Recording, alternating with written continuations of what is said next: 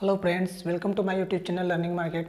दोस्तों, हमने पिछले वीडियो में देखा था कि जो वाक्य जो बनता है उसके अंदर किन किन चीज़ों की आवश्यकता होती है और वाक्य पूरा किस हिसाब से बनता है, किस तरीके से वाक्य को पूरा सब्जेक्ट से लेकर ऑब्जेक्ट तक बनाया जाता है। दोस्तों, इसके बाद हम बात करने वाले हैं टेंस की। और दोस्तों, टेंस जो होते हैं वो होते हैं इंग्लिश की रीढ़ की हड्डी। यानी कि आप लोगों ने कई सारे वीडियो देखे होंगे, कई सारी चीज़ें देखी होगी जिसमें लोग दावा करते हैं कि उंगलियों में हम टेंस सिखा देंगे, या किसी छोटी मोटी बुक के अंदर आपने देखा होगा कि 8-10 लाइनों में या 1-2 पेज में टेंस को जो है कंप्लीट कर दिया जाता है। दोस्तों, टेंस के अंदर बहुत सारी बारीक बारीक जानकारियाँ होती है। हमारा जो बोलने का कंसेप्ट होता है और जो हमारा ग्रामेटिकली किसी क्वेश्चन को सोल्व करने का जो कंसेप्ट होता है, किसी भी चीज़ को बनाने का कंसेप्ट जो इंग्लिश के अंदर होता है दोस्तों, वो शुरू होता है हमारे टेंस से। टेंस ही एक ऐसी चीज़ है जिनके ऊपर सारी चीज़ें बोली जाती है और लिखी जाती है। यही एक चीज़ें हैं, ये जो टेंस होते हैं वो पूरी इंग्लिश का एक बेसिक कंसेप्ट होता है। बोलने का, लिखने का, सारी चीज़ों के बारे में हम टेंस से ही हमारी समझ बनती है। तो दोस्तों, अब हम टेंस स्टार्ट करने वाले हैं। उसके पहले थोड़ी सी कुछ बेसिक जानकारियाँ हैं जो टेंस के अंदर यूज़ होती है, उसे हम देखने वाले हैं। दोस्तों, इसमें जो हमारा जो टेंस जब हम स्टार्ट करते हैं तो सबसे पहला जो टेंस होता है वो होता है हमारा प्रेजेंट इंडेफिनिट, यानी कि प्रेजेंट टेंस। प्रेजेंट टेंस का प्रेजेंट इंडेफिनिट। तो दोस्तों, हर टेंस में उसके 4 सब टेंस होते हैं, वो हम जब पढ़ेंगे, जब हम देख लेंगे। तो दोस्तों, यहाँ पर प्रेजेंट इंडेफिनिट या प्रेजेंट सिंपल जिसको हम बोलते हैं, उसको शुरू करने से पहले उसकी कुछ जानकारियाँ जो है वो हम देख लेते हैं, जो हमें पूरे एक सेंटेंस को बनाने में, सेंटेंस फॉर्मेशन में, उसके सेंटेंस को पूरा करने में हमारे उपयोग में आने वाली है। तो यहाँ पर हम बात करेंगे एस का प्रयोग।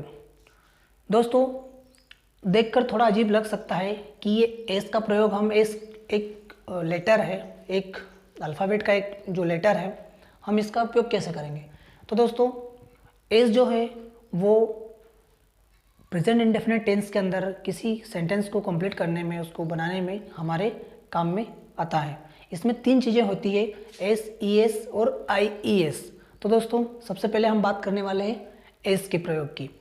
दोस्तों, यहाँ पर एक बात मैं क्लियर कर दूँ कि चाहे वो एस का प्रयोग हो, ई एस का प्रयोग हो या आई ई एस का प्रयोग हो, दोस्तों जब भी हम इनको सेंटेंस के अंदर रखेंगे, जब हम प्रेजेंट इंडेफिनिट टेंस पढ़ेंगे सेंटेंस के अंदर इसको हम रखेंगे, तो दोस्तों हमें इसमें एक विशेष बात जो है वो ध्यान रखने वाली बात ये है कि ये जो एस ई एस या जो आई ई एस है, ये सिर्फ प्रेजेंट इंडेफिनिट के अंदर एक वचन करता है, यानी कि सिंगुलर जो सब्जेक्ट है उनके साथ ही हम प्रयोग में ला सकते हैं। अभी सिर्फ इतना ही बताऊंगा मैं कि हम जो एक वचन करता है, सिंगुलर जो सब्जेक्ट है, उनके साथ हम इसका उपयोग करेंगे। आगे जब हम इसके बारे में जब देखेंगे, सेंटेंस बनाएंगे, तो पूरा क्लियर हो जाएगा। तो दोस्तों, इसका प्रयोग है, इसके बारे में थोड़ा सा कुछ लिखने की कोशिश की है, इसको हम देखेंगे। यदि किसी वर्ब के अंत में वाय हो और वाय के पहले यदि स्वर हो, स्वर यानी कि ए ई आई ओ यू हो, तो हम वाय के बाद एस का प्रयोग करेंगे। यानी कि जो हमारी वर्ब होती, वर्ब में जैसे इसका हम एक एग्जांपल लेंगे,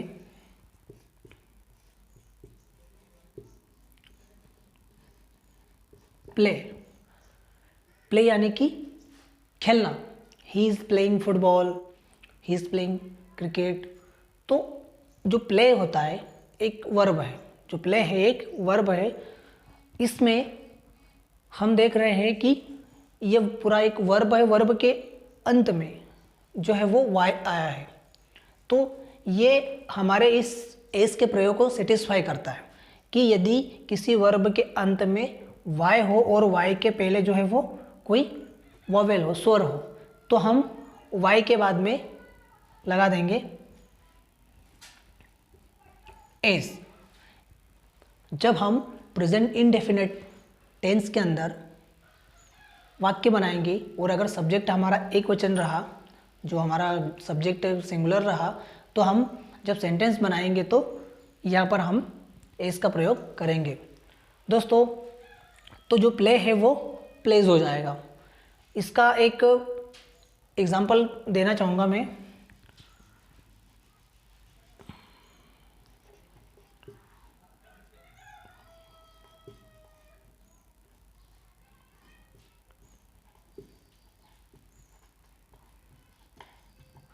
दोस्तों, यहाँ पर वह क्रिकेट खेलता है, एक वाक्य बनाया है, तो इसको हम इंग्लिश में अगर ट्रांसलेट करेंगे तो ही प्ले। अब यहाँ पर हमें ध्यान रखना ये ध्यान रखना है हमें यहाँ पर कि सब्जेक्ट जो है वो एक वचन है, ही यानी वह, यानी कि एक वचन। तो ये जो वर्ब है इसमें क्या लग जाएगा, एस, ही प्लेज क्रिकेट।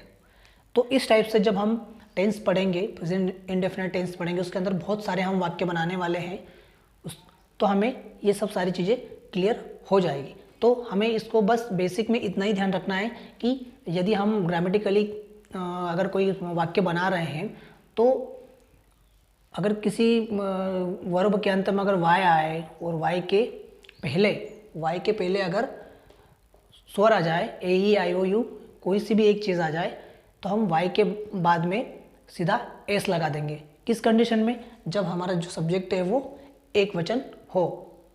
तो दोस्तों, ये जो हमारी जो जानकारी थी, जो एस के बारे में जो जानकारी थी, ये यहाँ पर क्लियर होती है। जब हम सेंटेंस बनाएंगे तो हम इसके बारे में पूरी जानकारी और देख लेंगे।